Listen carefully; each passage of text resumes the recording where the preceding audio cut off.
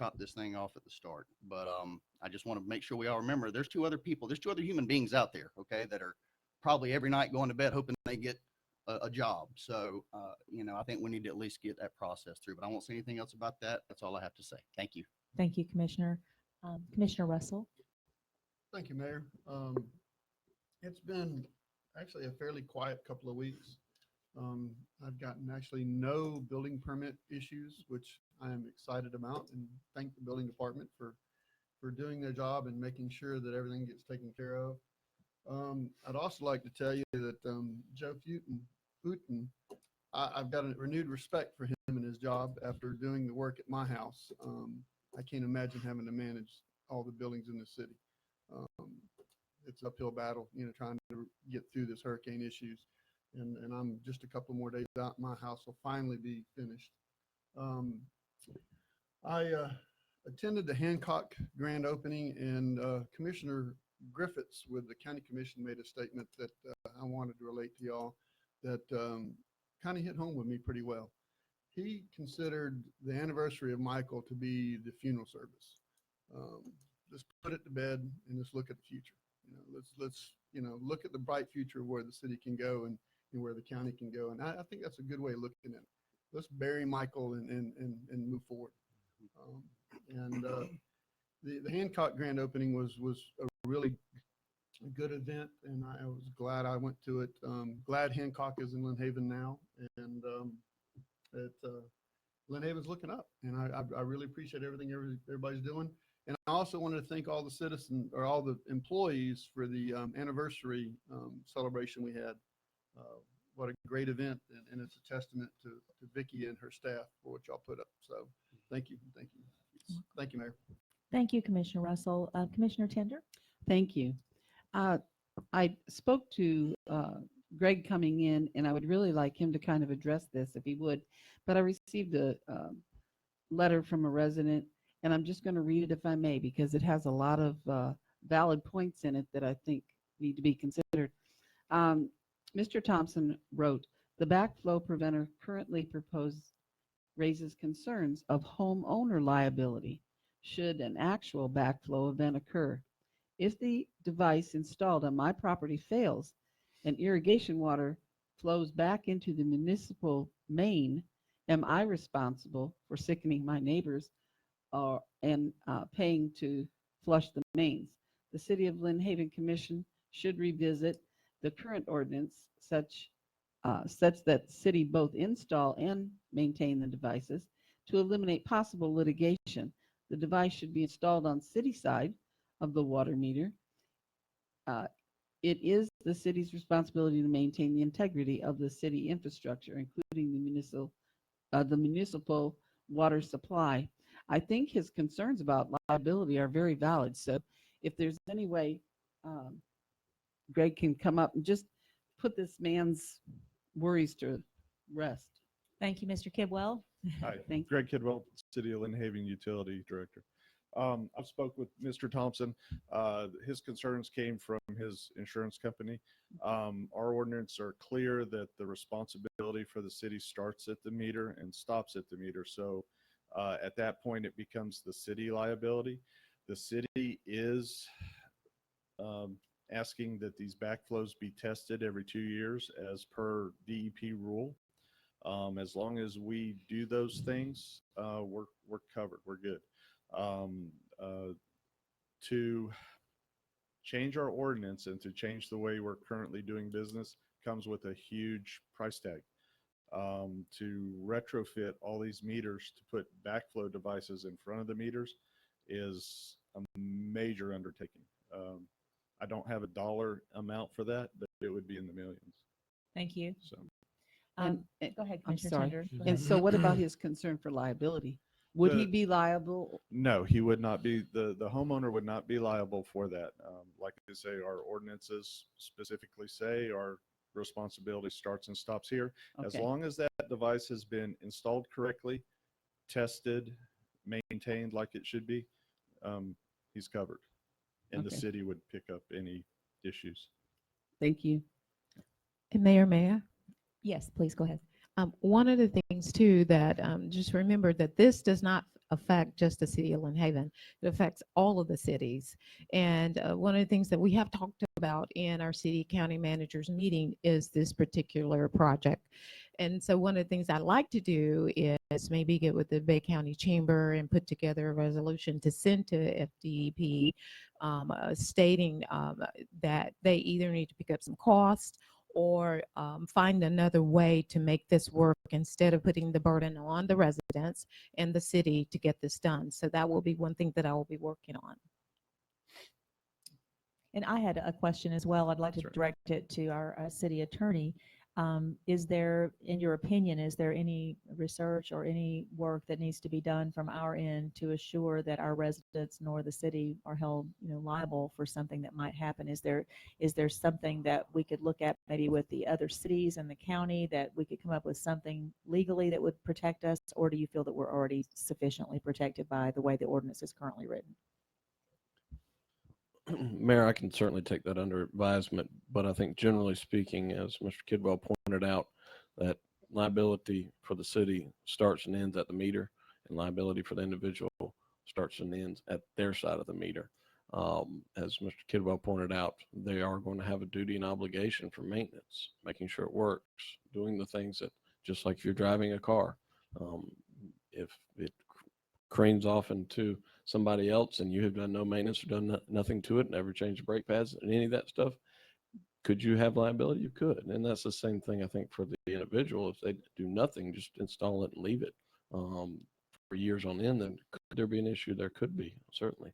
Same for the city. If we don't go and maintain our lines, there could be liability to the city. I don't know that it's going to be over hyper technical. It's going to be on which side of that meter there's an issue. Now, if their issue starts on the homeowner side and delves into the city side, well, the city's got to get on their side and fix that problem. But I can certainly give a deeper delve into this for you. And I got the part, where the liability ends at the meter, vice versa. But the problem that came up in my mind when he was speaking is what sort of documentation is the resident required to keep about maintenance, and what kind of documentation are we required to keep?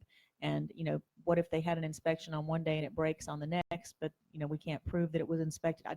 That's my concern. Is If there? I may. Yes. The tracking that we're going to do for these devices installed correctly, tested, and then tested every 2 years after that, that will be our documentation. We're required to do that Okay. in an annual report to the Okay. Department of Environmental Protection. Our ordinances has in there that if compliance is not done, we'll just simply turn the meter off and isolate that problem and lock it, and then it's not an issue for the city. Okay. So what I'm hearing from both of you, from the legal standpoint and from the technical standpoint, is you feel that we are sort of at a non-issue point right now. Is that what I'm hearing? Correct, unless the commission decides to change how we're currently doing business. Mayor, if I may ask I think a question. attorney had one more thing he was going to say, and then I'll. Yes, ma'am. Generally speaking, that is correct. But like I said, I can certainly take a deeper look at this particular issue and see if there's any case history or examples of that out. I would feel in the more state of comfortable Florida. if you did, if I could get the commission somebody to agree with me on that. But Commissioner Russell, I believe you had something you wanted to say first. I just had a question. Mr. Kidwell, this is only in respect to the irrigation meters, and I think we've established that already. If a resident has an irrigation meter, they determine that they're going to shut that meter off. If they hook their irrigation up to their potable water meter for the house, Mhm. they would still not have to put a backflow preventer in, correct? Correct. What they would end up doing is paying for sewer to Sure. water their grass. But yes, that would push them to the side that current DEP standpoint would not apply in that point. It seems to me like that's a loophole, because you've got the same problem. It's just they've shifted it over to their meter. They've shifted meters, but you still have the possibility of water backflowing. Well, So, the other part of this ordinance is the dual check, the small device that's on household meters and currently on the irrigation meters that we are older. That device has to be changed out every 10 years too. So that'll be the next phase of this program, is to have that small little device changed out on households that are older than 10 years. is that a city function? That would not be a city function because it's on the homeowner side of the meter. That's More kind of stuff like we're gonna pass we're on. trying to get past this first hurdle, and that'll be our next task to start looking at all the residential stuff and move that next phase down the road. And Mayor, may I Sure, go continue? ahead. And I am correct that we have a moratorium against wells in Lynnhaven, correct? Only in those areas that have reclaimed Reclaimed water water? provided, and that is due to encourage the reclaimed use. Okay. So So the shallow citizens do wells have are another option. They can put a absolutely shallow they well do. in and- Okay. Absolutely. I just they want to do. make sure we're not hamstringing our residents to find other alternatives if possible. No, we're not. Okay, thank you.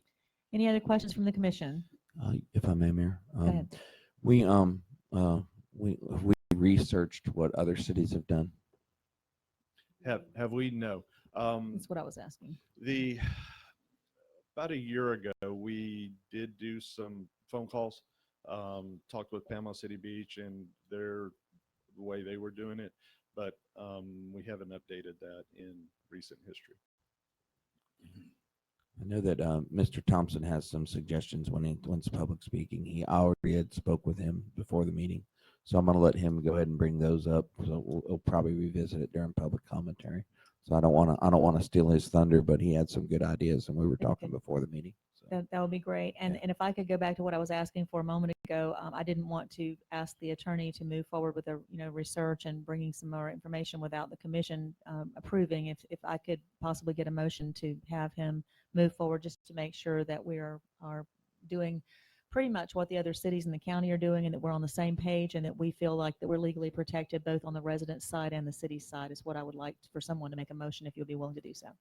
Mayor, I'd be willing to make the motion if we can tail off on a previous thing that you stated as far as when you were gonna meet with the governor's office, you were gonna talk about pushing back on this a little bit. And the problem with that so far is having to be able to be scheduled for that meeting. Okay. It's been a difficult task at this I point. didn't but know I'm if we still, needed to include that in the motion so we can do what we have to do. Well, and I think that our acting city manager has made that comment that she's going to be also researching and working with the county and the other cities to find out exactly what we can do to push back on what. And I agree. I don't know if she has the same opinion I do. I think it's another DEP intrusion into private citizens and the cities, into home rule and some of the other, League of Cities issues.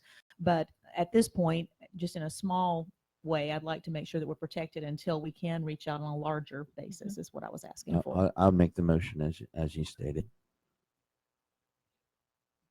I'll second that. And then I have something also. Okay. I don't understand why we as a city are taking the brunt of the state's decision. I mean, we don't do that with any other issues. Why don't we just do a mass marketing campaign to have everyone call the state when they're upset about it? Call Jay. And Commissioner Aldridge, if you don't mind if I respond to that, Yes, we ma'am. are taking the brunt on other issues as well, such as the right of ways with some of the communications poles That's and true. other things for the state. And I'm not trying to, I think Mhm. you're correct that, Right. and I think that this is going to go back to a lot of pushback on several issues from municipalities, which the League of Cities is helping us do. But I didn't mean to interrupt you, but the state has intruded on the Yeah. cities in more than one Yeah, place. and I think it's just, I don't understand it. Yeah, I don't understand why we're having to deal with this to begin with. I really don't. I mean, Sure. if Washington sends me a letter, the IRS, I don't come to the city commission meeting and complain about it. And I know it's a little bit of a different scenario there, but it's really not, because it's a completely different government organization. I mean, why am I coming here to Correct. talk about it? Well, part of this conversation with John Pope at Department of Environmental Protection started over a year ago. Mhm. It is in the department's purview to regulate safe drinking water. That's part of their mandate. This event, this task was deemed by the department. They put the rule out there. They got the rule passed, and it's just now. This rule was originally adopted in 2014, and the city took some steps. We just didn't go whole force into it. So it's been around for a while. It's just now the department is starting their enforcement activities. This came to a head, I guess, during our drinking water compliance inspection. It was noted as a deficiency in that, and that's what's kicked it up to this level now. So Thank you, Mr. Kidwell. And if we could go back to the motion that the attorney would research our ordinance to make sure that our city and our residents are protected for the time being until we have time to push back in whatever way we deem feasible. Is there any other discussion? Go ahead, Commissioner Oh, Tender. no, I just wanted to finish my report whenever we're done Oh, with this. we'll come back to you. Okay. Sorry. Well, Mr. Kidwell, before you leave, yes, sir. you mentioned another item. So we're going to talk about backflow preventer, then we're going to talk about this. This is another type of backflow preventer. And that's going to be coming down the pipe again. Yes, that'll be our next step. Once we get the irrigation situation handled and settled and kind of get that rolling, then we'll start looking at the household backflow device to get those changed out in a 10-year period. So if you have a newer home, you're good. If your meter's been changed out in recent history in that window, you're fine. It's the older ones.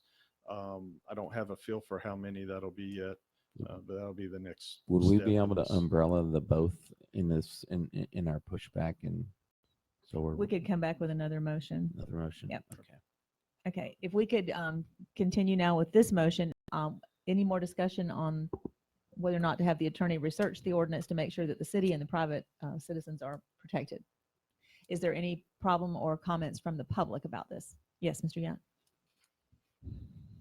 All I'm asking for right now is just for the attorney to be able to research this to protect the city and residents is what we're, so did you have a? Okay, Brad Yunt, Go ahead. 210 Lakeview Terrace. I'm an amateur. I don't want to have to worry about this problem. Just give me the bill, take care of it, do it. I'm glad to pay the city, but I don't want to take responsibility for it. And thank you, Mr. Young. Anyone else? Yes.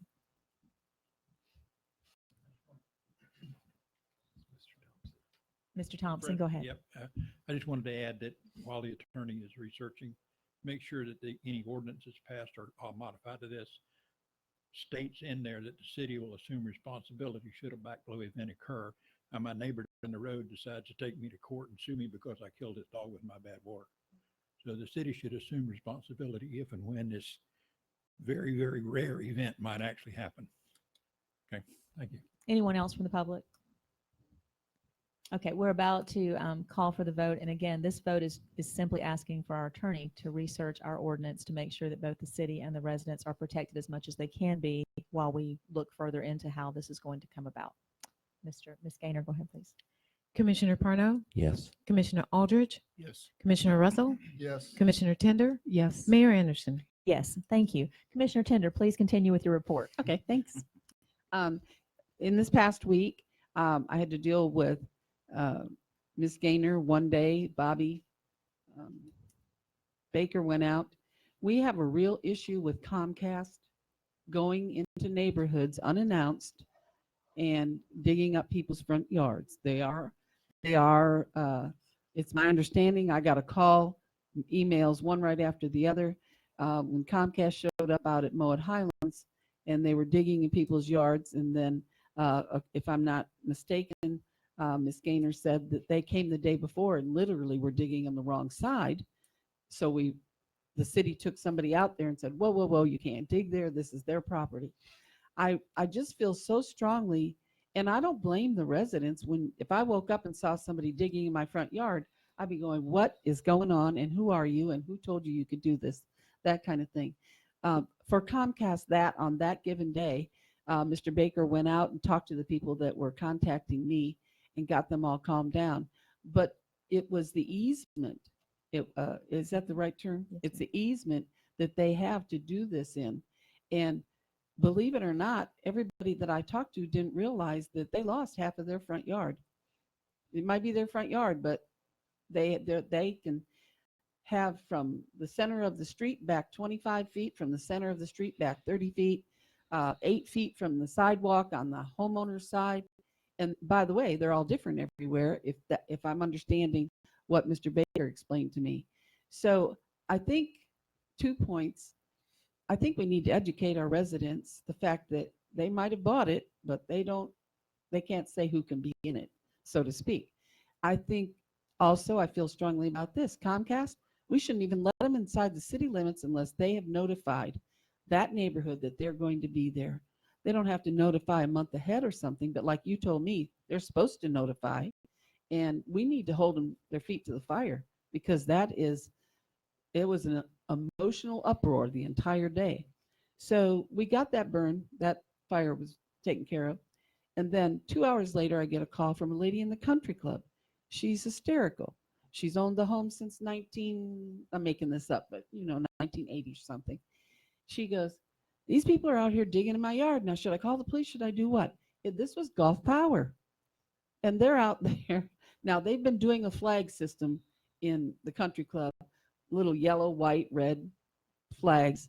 And I've got many calls. What do these flags mean? And so I've tried to get those answers. But it's the same darn thing. And out in the country club, you go in and you come around this huge circle. I said, I'll be right out there. But I tried to explain to her about the easement. And Bobby looked her address up, and she was 30 feet from the center of the road. It took over half of her front yard from the street to her house. And so I went out there. You couldn't even get through. They had equipment blocked. So God forbid we needed emergency vehicles out there. But out there at the country club, like I say, if you drive all the way around and you're stopped right here, your only choice is to go all the way around again. To me, it's a narrow road. It's something that we really need to address as far as notification to the people who live there. And I think it's very, very important. Commissioner Tender, may I interrupt your report for just one moment? Please do. That's back to what I was just saying a moment ago about the rights of municipalities, because the country club right now, according to the map from the county, is slated, they're an underground utilities area, and they're slated to receive 6 Verizon poles to be installed out there. And again, that's a fight that the municipalities are having, and it's being tried in court right now with the city of Naples and Fort Walton about the rights of municipalities for notification, for an ability to argue having those installed, because you're talking about that company. These are 40-foot poles that are only dug 3 feet down in sandy soil. So what happens when we have the next wind? So there's a lot of discussion going on. I didn't mean to interrupt your report, but there's not a lot that the city can do about utilities at this point, the way the law is written. And I think that everybody needs to write their representatives, call their representatives, and have them to join with the League of Cities as they move forward in trying to continue with the home rule for cities being able to have their own destiny. People are concerned, especially about the 5G, about some of the effects on health, especially people who have pacemakers. There's a lot that has not been vetted. And I personally wish the League of Cities well in protecting home rule in our cities and not allowing these utilities to be able to come in and tell us what we will do with our right-of-ways. Go ahead with your report, Commissioner Tender. Thank you. Sorry. No, I'm going to end on a positive note. We had, for the first time in many years, the Heritage Society took on the block party this year. Of course, there wasn't one last year because of the storm. And it was Saturday night. It went very well. We were all very, very happy with the outcome financially.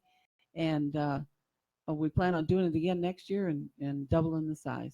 So thank you very much. That's my report. Thank you so much. So we'll move on to number 5, which is the acting city manager's Vicki Gaynor's report. Thank you, Mayor. Before I start my report, one of the things I like to start doing the city manager's report is asking for one of the department heads to come up and do a quick update of some of the projects that they were working on.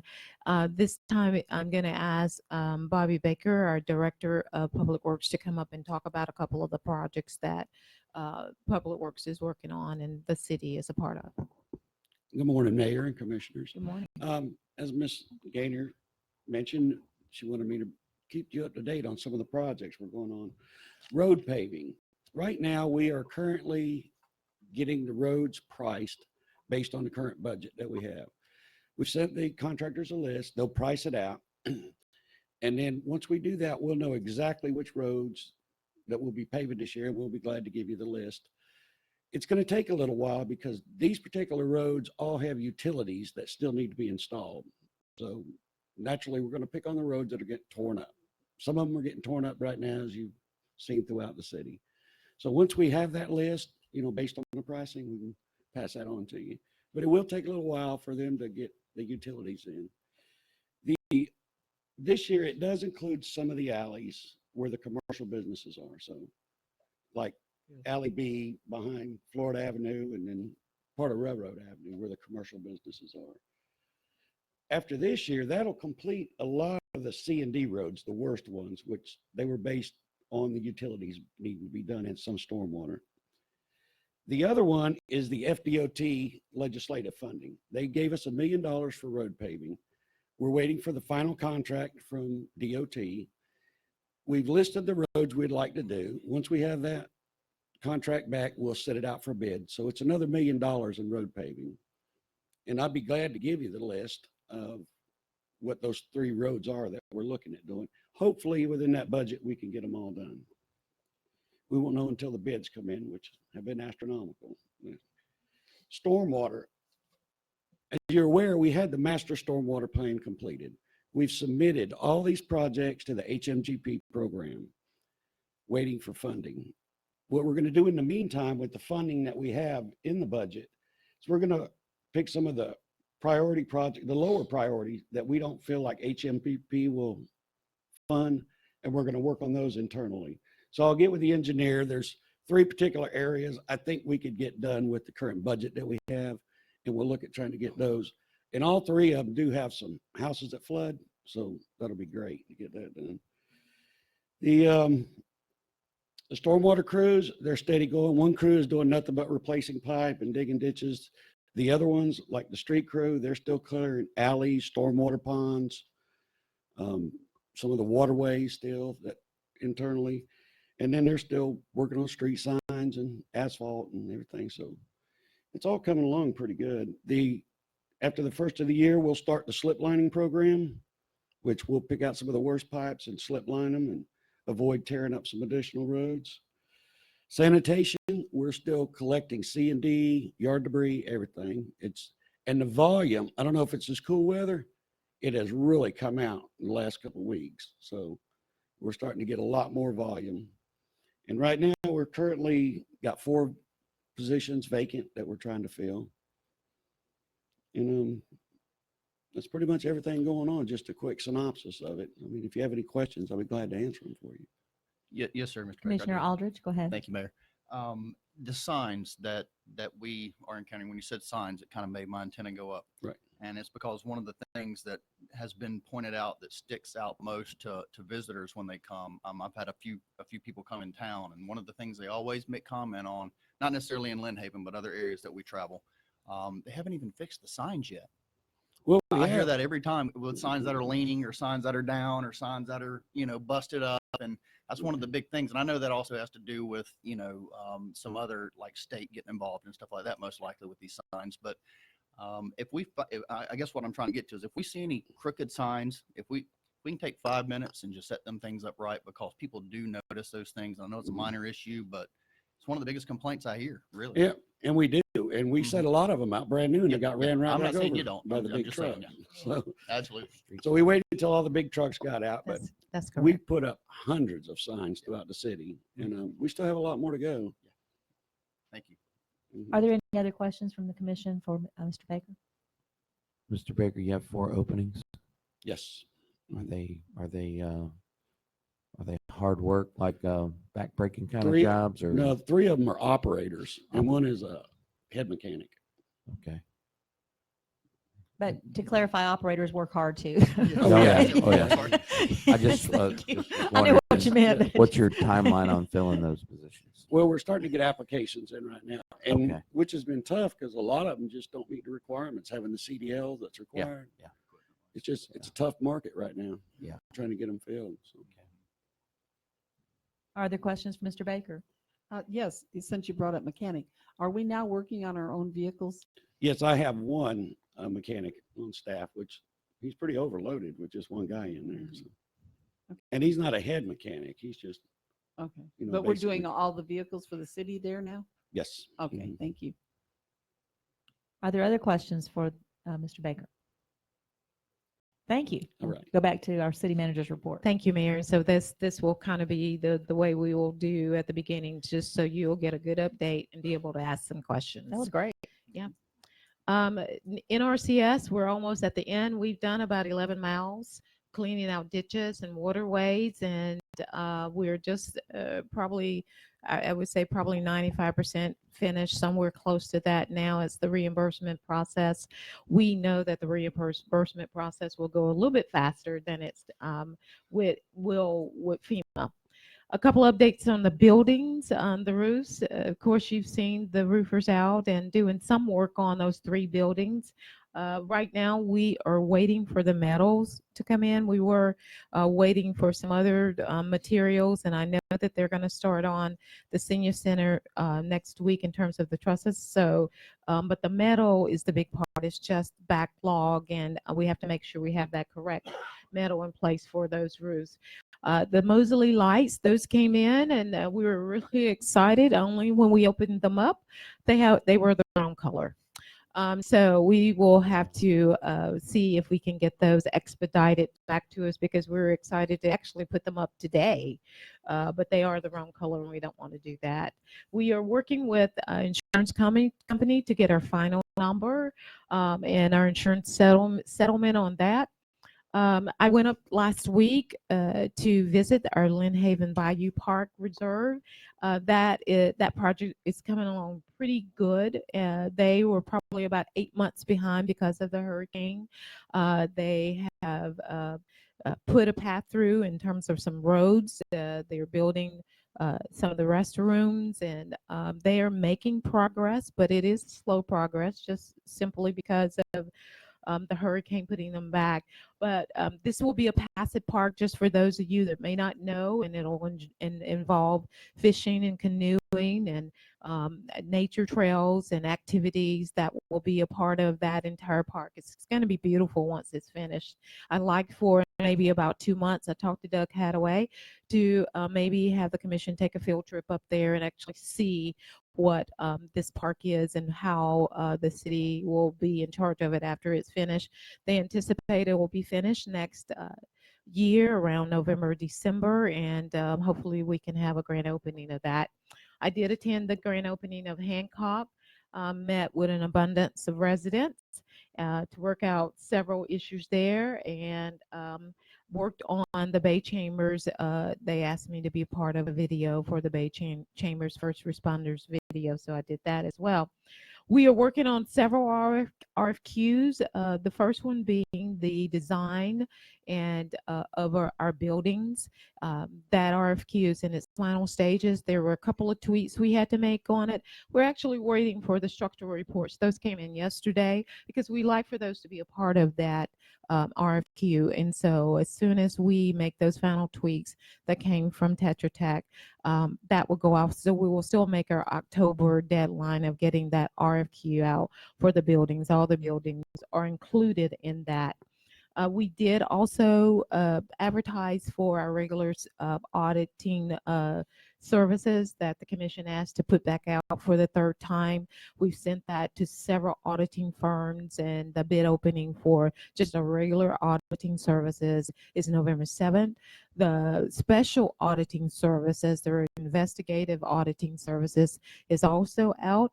That bid opening is November the 22nd. And we'll see what we get in from there. We did do some advertising in Georgia, Alabama, of course, Florida, and so we're excited to see what we will be getting back from that as well. Our Trunk or Treat event will be October the 31st, beginning at 5:30 to 8 o'clock. And anyone that would like to have a trunk and give out candy that night, well, you're more than welcome to do that. It's going to be a great night for kids, and lots of candy and entertainment and many, many activities. So we look forward to it.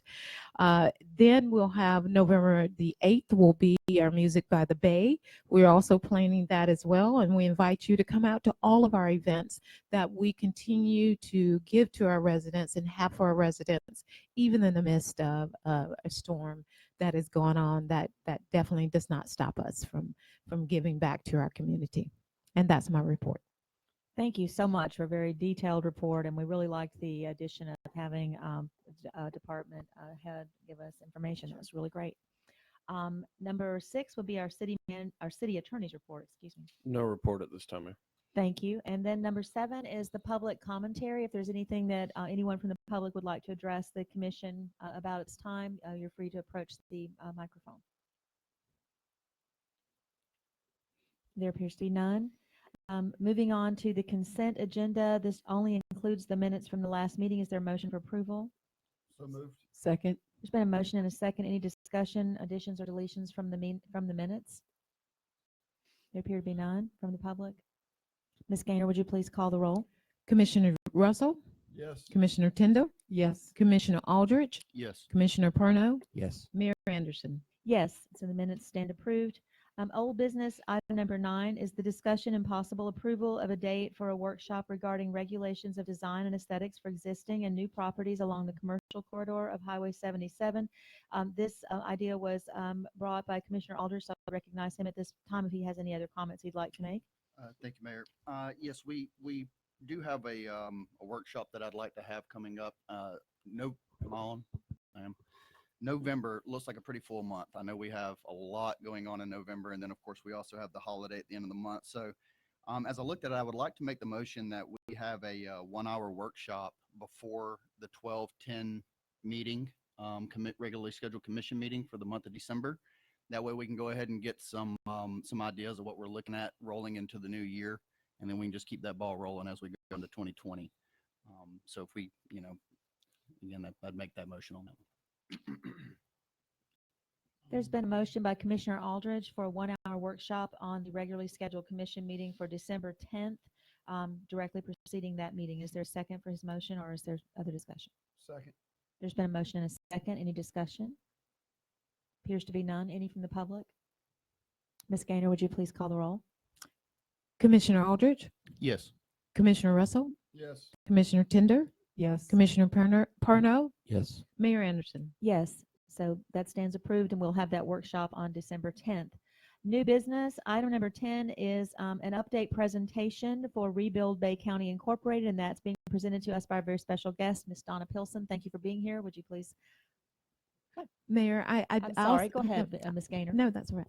I'd ask that Doug Moore come with and then talk to us a little bit before Donna comes. We both have met with him about some of the housing issues here in Bay County, and have some great ideas of things that are going to be happening in the near future. And so I have asked that Doug say a few words first, and then Donna will come in and do a presentation. Sorry, Doug, I didn't mean to cut you out there. I just Not went a to- problem. You know me, I don't like to be in the forefront anyway. I like to be in the background working. For you commissioners that don't know me, just a little understanding of where I came from. Last month, or last year, I should say, I was chair of the Chamber of Commerce. When the storm hit, I was at the EOC and ended up, because of knowing all the city managers and most of the folks through the chamber, I became the liaison. So I work in support of the county and the cities as well to communicate information back and forth to make sure people know what's going on. As part of that, I've been sitting in with Donna's organization, which was stood up underneath the Recovery Task Force that was started, which is Rebuild Bay County Inc. It's about, and Donna can give you the specifics, but it is a group of the nonprofit faith-based organizations here that are doing the work. And with that, just so y'all know, Donna is a retired full bird colonel with the Air Force. She is a Lynnhaven resident, and she is recently taken over as executive director of Rebuild Bay County Inc. And we wanted to let y'all know what resources were available, what Rebuild Bay County is doing, and make sure we raise Rebuild Bay County's profile so people can understand what resources are available to them. If y'all have any questions for me later on, y'all can get a hold of me through Vicky and just run through her, and I can run to ground anything y'all need help with. Thank y'all. Thank you. So I stand corrected, not Ms. Pilson, but Colonel Pilson. Yeah. Thank you for being here. Mrs. Pilson is good as well. Thank you so much for the opportunity to be able to address this group. Thank you for the invite. Just wanted to give you a little bit about who we are as Rebuild Bay County Inc. and what we do, and then also where we are as an organization. And then if you have any questions, I'll be happy to try to address those. Rebuild Bay County Inc., as Doug mentioned, stood up right after the Hurricane Michael, and it was we are a compilation of faith-based and nonprofit organizations. That's what our general membership is. And we service uninsured and underinsured residents. So our main mission is to help them recover. And we do that through disaster case management, where we assess their needs. We operate right now out of the Community Recovery Center at the Bay County Library. We assess needs, and the the goal is to help residents develop a recovery plan, and then we reach out to organizations, our faith-based and nonprofit organizations, as well as other agencies, city and state and county agencies, to be able to provide the necessary services and recovery activities, resources in order for them to satisfy that recovery plan. As I mentioned, our membership, we have over 70 faith-based and other nonprofit organizations, several of which are have boots on the ground here, and they're providing a variety of services, whether that be medical services, mental health services, and then the obvious home repairs and home rebuilds. Some of the organizations that are some of the bigger organizations that are doing home repairs and rebuilds, or we just got the Mennonite Disaster Services in town, and they are doing new construction right now. So they have at least five homes on their in their queue, and then it will be looking to take on additional homes as well, and as well as repairs. We have Hope Panhandle, which is partnered with SBP, St. Bernard's Parish, and they've been doing home repairs quite a bit. Encore, which is the United Methodist, Samaritan's Purse, Catholic Charities, and there's several others, as well as some of the smaller organizations that are doing very specific projects. As I mentioned, we are operating out of, we're doing our intake out of the Community Recovery Center, which is at some point we'll have to move out of the library. And so we're in the process of looking for space to be able to accommodate that operation outside of the Bay County Library. So, and then also group that with our operations, as well as potentially Doorways, which is a homeless service that we offer in the community as well. As you know, we just completed our Night to Unite. Thank you, Mary Anderson, for participating in that event. We had over 1,700 individuals fed and about 56 vendors. So we did meet our goal to bring the community together to get away from some of the recovery activities, and then also to be able to provide counseling services to our residents that we thought might need that during that evening. So it was a great night, got great participation from our state and local leaders. So we were appreciative of that. We have established in August as a 501c3 organization. So we were previously using United Way as our fiscal agent, but since August 15th, we've been able to take that on. And so fully continue to get our operations fully up and running. And so so that's going really well. So what we do for our partners, we kind of serve as an umbrella organization to make sure that our partner organizations have all they need in order to do what they do well. So if I was to put a word picture to it, if you have a highway, each organization has their lane, and they know exactly what they need to do, and they do it well, whether it's building homes or building ramps or providing counseling services. We try to make sure that everything is in place for that highway so that they can operate well. So that's knocking out roadblocks, that's providing additional resources to them. And so an example of some of the resources that we provide. So we do have an agreement with ACMT in the Lynnhaven industrial area for 5,000 square feet of warehouse space. We do have organizations that come into the area that just need a place to park some of their equipment and some of their materials. We're able to offer that up.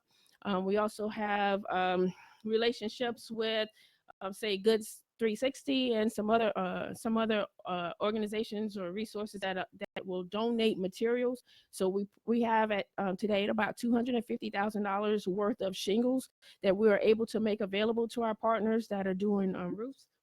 And then we also are looking for a large shipment of high quality flooring that we can offer up to our partner organizations to kind of help keep the cost down, because all of our partner organizations are donor funded, grant funded, as like we are.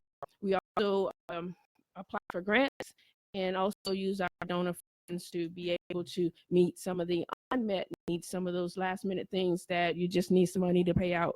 To be paid out for. So we provide that to our partner organizations as well. The other thing that we try to do is fill the resource gap. So each of our organizations have things that they do well, as I mentioned, and there are some needs that are still out there that no one right now is doing. so one of our hot needs right now that we're trying to build the capability within the area is retarping. So the storm, we had several organizations that would come in and they were providing tarps, and that capability has left. And so those sources that were providing that particular capability, the way that they work, they're not looking to come back. So we're trying to figure out how to provide that capability, because a year later, those original tarps are now, they're almost eroded. And so folks are needing that to be redone. So we're looking to try to develop a team of folks that can do that and go back and do another pass on those homes until we can get to them for their home repairs. So that's who we are and what we do. So where are we today as an organization? So the Bay District Schools reached out to us. As you know, they have some serious concerns with the housing shortage and how it has manifested itself in within our school-based population, the uptick in mental health issues. And so Mr. Husfeld reached out and said, hey, can you pull all the housing gurus together and see what we can do to fix this situation or make it better, bring our kids back home, bring our teachers and our staff back, so that we can kind of ease the burden on that and we can get about the business of educating. And so we pulled the group together, and after some discussion to see how do we do that, that became the Rebuild Bay School Initiative. And so, what we look to do in that is to provide focused disaster case management for that population. So that's the students and their families, and then the teachers and staff. And so again, helping them to nothing different than what we're providing the other residents, but we would have disaster case managers that is focused or is specific to that particular population. We are kicking off. We've been able to kick off that initiative with a couple of home repairs. And so we have, I'm very, very stoked to be able to announce that we have a household of 9 that represents the student and their family part of it. And then we also have a staff member that we had in the queue that we've been able to fast track their work. We started that home repair last week. We had a new nonprofit builder that came into town. We gave that case to that nonprofit builder. Their board approved it. And yesterday I just got notification that the funding, which is close to $100,000, had been approved for us to be able to do that. So super excited about that, because we can get those families back home. And our belief is that if we can get our school-based population back home, then it would stabilize the community a lot faster. So happy to have that going on. Some of the things that we are challenged with at this point, we're a year later, and the phases of recovery have just changed, and so we're in a different place. And I like the quote that we need to restart, just go on, stop looking at what happened and look at how do we move forward. But there's some things that we do have to put in place, some things that we have to fix. I attended a Rebuild 850 news conference a couple of weeks ago, and one of the things that they mentioned there is that there was a survey that they put out for Floridians, and a large number, more than 50% of Floridians, were not aware that a Category 5 storm hit the Panhandle. That is shocking at this point. And then of those that were aware, the majority of them did not know that we were still in a state of recovery. Again, that is shocking. And so what does that do to us? That inhibits our ability to be able to raise funds and resources in order to do the recovery work that we need to do. So what we got out of that is that we need to increase their awareness. There's been a lot of good work that has gone on over the last several months or over the last year, and we want to do a better job at capturing that and then being able to communicate that to not just our residents here and not just the state of Florida, but out. So interesting that you mentioned Comcast. We did partner with Comcast to be able to help get that word out, and they've actually offered some really good opportunities for us to be able to reach at least their customer base outside of the Florida area. And so we're pretty excited about that. So increasing awareness, we are still I would say we are still hurting as a community because we do not have the disaster case management program online. If you know, that's a program that should have picked up right after FEMA was leaving the area, and that's what that's those federal funds that pay for the disaster case manager, so that our residents have a one-on-one relationship with someone that's stepping them through the process to be able to satisfy their recovery plan. That's usually a 2-year period of performance contract starting from the date of the event. That contract has not been awarded.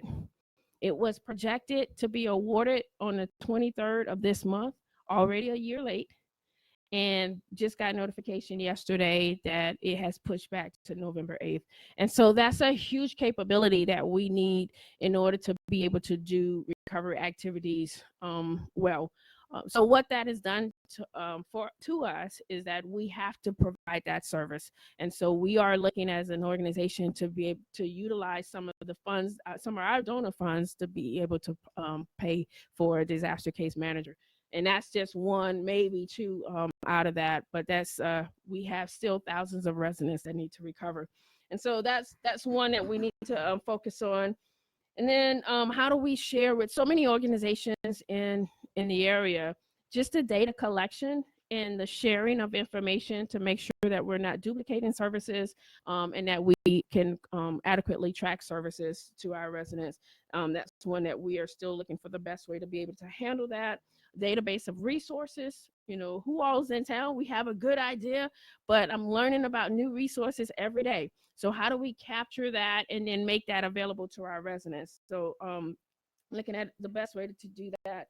And then advocacy with the cities and the county. There are things that as our nonprofit builders come into town, they are dealing with permitting issues, dealing with dumping fees. And in order for us to stretch our dollars as far as we can go to help as many residents as we can, there's some things that we'd like to be able to work through with the city and the cities and the county for them to make to allow them to be able to do what they do better and faster. And so so our message to that we are constantly trying to get out is that we are still in need of resources. That's funds, that's volunteers, and that's also materials. As I mentioned, that we make those available. Anyone that is, our website is up and running. It is rebuildbaycounty.org. On our website, folks can volunteer. They can ask for help, and then they can also donate funds or let us know that they have materials. We are also on Facebook at Rebuild Bay County. You will be surprised at the number of requests that I get for assistance that we get through Facebook. But it is a good resource to have out there. And then anyone that wants to also contact us, they can email us at rebuildbaycountyinc@gmail.com. Any questions? Any questions from the commission? Yes, Mayor, I have one. What's the holdup with the contract that we're supposed? Is it just Washington dysfunction, or is it something that we should be doing on our end that may help? Or I am not aware of anything that we can do on our end. So our local organizations are not ones that would necessarily qualify for those, but it is some of those national organizations. I know some have applied for it, but everything that could have been done on our end has been done. It is a flow of funds from Washington to the state and then to through contract award. Thank you. Thank you for all the work you're doing. Thank you. Anyone else on the commission have a question? I'm good. Commissioner Russell? Yes, Mayor, thank you. Thank you for the report. I mean, it's very thorough, and I appreciate the information and what you're doing. One of the things I took away from that, one of the areas that I think the city may could help, and I'd like the commission to consider maybe waiving our permit fees to help your nonprofit builders.